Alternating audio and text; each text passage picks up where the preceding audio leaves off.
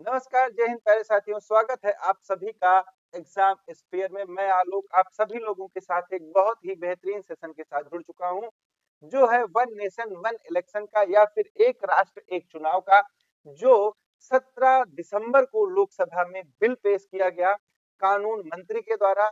और बहुत ही ज्यादा एक ड्रामा क्रिएट हुआ संसद के अंदर, लोकसभा के अंदर। और उसके बाद इसके समर्थन में 269 वोट जो है वो पड़ते हैं। तो अब देखेंगे कि ये लोकसभा में पास हुआ या नहीं हुआ, विरोध में वोट कितने पड़े, सारी चीजों को समझेंगे, कोविंद कमेटी को समझेंगे, वन नेशन वन इलेक्शन के फायदे नुकसान सब चीजों को यहाँ पर समझेंगे। तो चलिए शुरू करते हैं आज के अपने सेशन को।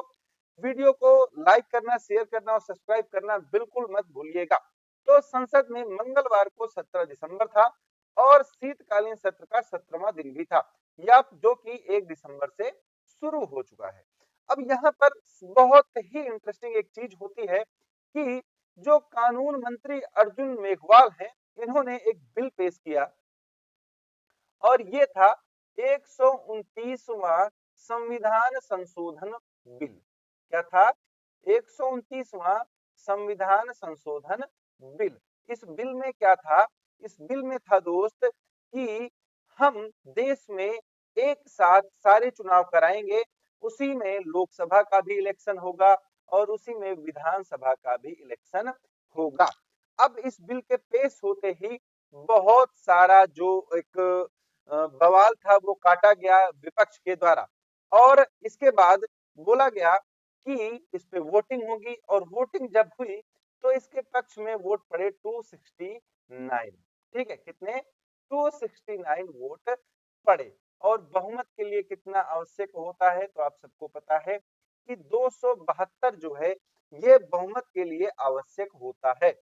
यहाँ पर राष्ट्रपति जो कोविंद है, देखिए हुआ क्या था कि जो पूर्व राष्ट्रपति रामनाथ कोविंद थे, इनकी अध्यक्षता में, ठीक है, रामनाथ कोविंद की अध्यक्षता में एक समिति बनाई गई थी, जिसने एक रिपोर्ट दी थी द्रौपदी मुर्मू जो वर्तमान राष्ट्रपति हैं उनको, और बोला था कि देश में वन नेशन वन इलेक्शन जो है वो कराया जाना चाहिए।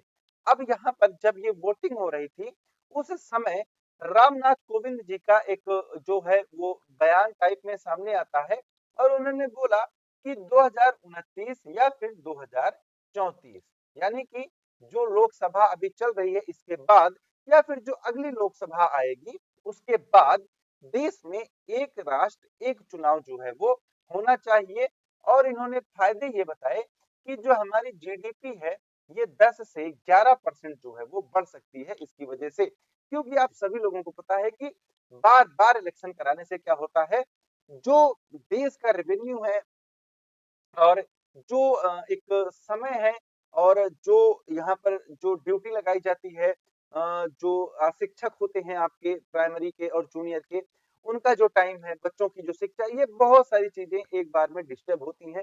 और ये क्या होता है, अलग अलग स्टेट्स में लगातार चुनाव होते रहते हैं, और इसीलिए ये डिस्टरबेंस जो है ये बार बार होती रहती है।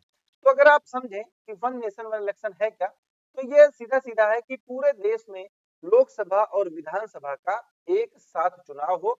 जो भी व्यक्ति वोट देने जाए वो लोकसभा के संसद को, अपने संसद को भी चुने और विधानसभा के लिए अपने विधायक को भी चुने, वो दोनों वोट अपने एक साथ डालकर आए।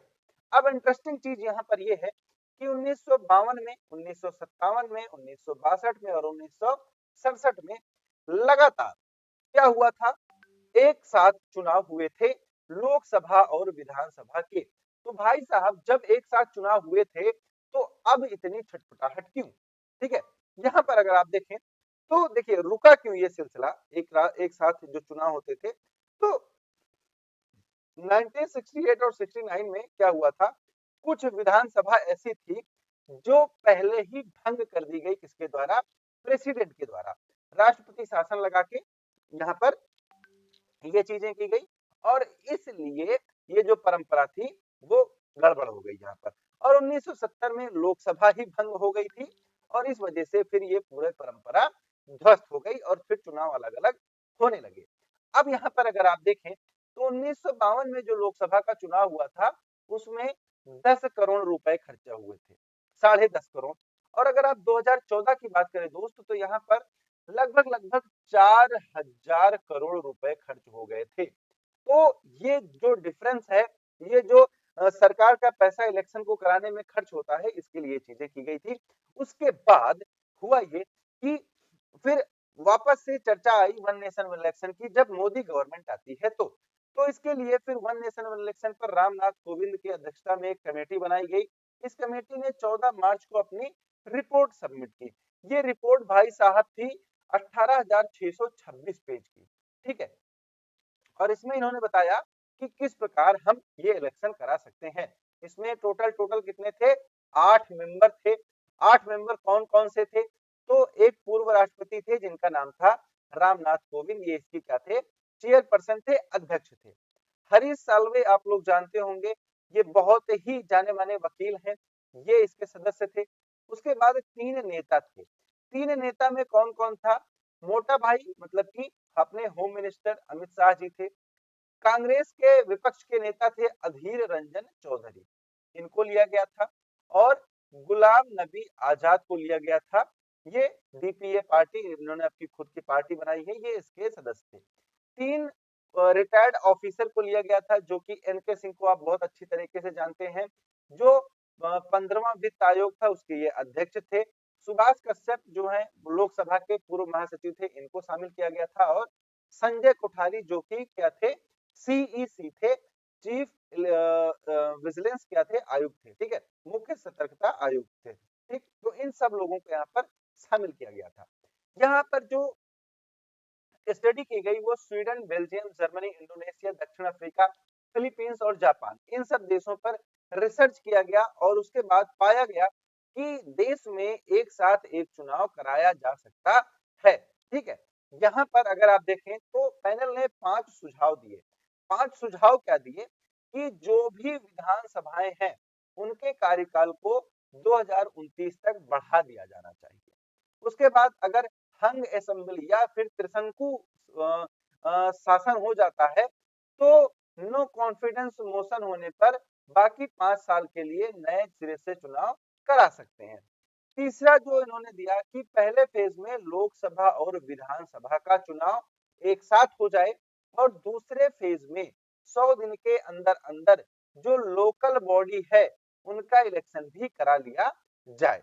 चौथा जिन्होंने दिया कि चुनाव आयोग जो है वो लोकसभा, विधानसभा, स्थानीय चुनाव इन सब के लिए क्या करे, एक सिंगल वोटर लिस्ट और वोटर आईडी कार्ड जो है वो बनाए, ठीक है। ऐसा नहीं है कि हर इलेक्शन के लिए आप अलग अलग एक वोटर लिस्ट आ रही है तो आदमी क्या है, परेशान हो जाता है, ठीक है। उसके बाद इन्होंने बोला कि जो जनशक्ति और सुरक्षा बल है इनकी एडवांस और फुल प्रूफ प्लानिंग हो, जिससे कि जो ये बूथ कैप्चरिंग होती है, धांधली हो जाती है, सारी चीजें ना हो, ठीक। अब देखिए सबसे इंपॉर्टेंट क्या है कि संविधान में क्या बदलेगा अगर यहाँ पर जोड़ दिया जाता है वन नेशन वन इलेक्शन को। तो अगर ये संशोधन किया जाता है तो संशोधन करने पर क्या बदलेगा, तो सबसे पहले जोड़ा जाएगा अनुच्छेद 82 ए, जो क्या करता है, जो लोकसभा और विधानसभा के कार्यकाल को निर्धारित करता है, तो 82 ए जोड़ा जाएगा। उसके बाद अनुच्छेद 83 जोड़ा जाएगा, जो संसद के सदनों के कार्यकाल को निर्धारित करता है। अनुच्छेद 172 में भी संशोधन किया जाएगा, ये क्या करता है, राज्य की जो विधानसभाएं हैं, विधानसभाओं में कार्यकाल को निर्धारित करता है। फिर अनुच्छेद 327, ये क्या है, इसमें संशोधन इसलिए होगा क्योंकि अनुच्छेद 327 में बताया गया है कि विधानसभा से जुड़ा कोई कानून होगा तो उसके लिए जो शक्ति है वो किसके पास होगी, भारत के संसद के पास होगी। तो ये सबसे इंपॉर्टेंट था कि संविधान में क्या क्या बदल सकता है, ठीक है। तो अभी क्या है, अभी लोकसभा में ये बिल पास नहीं हुआ है, तो इस पर जो भी अपडेट आएगी वो आपको दी जाएगी। वीडियो अच्छी लगी हो तो चैनल को सब्सक्राइब कर लीजिएगा, लाइक शेयर कमेंट करना बिल्कुल मत भूलना। मिलते हैं अपने अगले सेशन में, तब तक के लिए आप सभी लोगों को प्यार भरा नमस्कार। जय हिंद, जय भारत।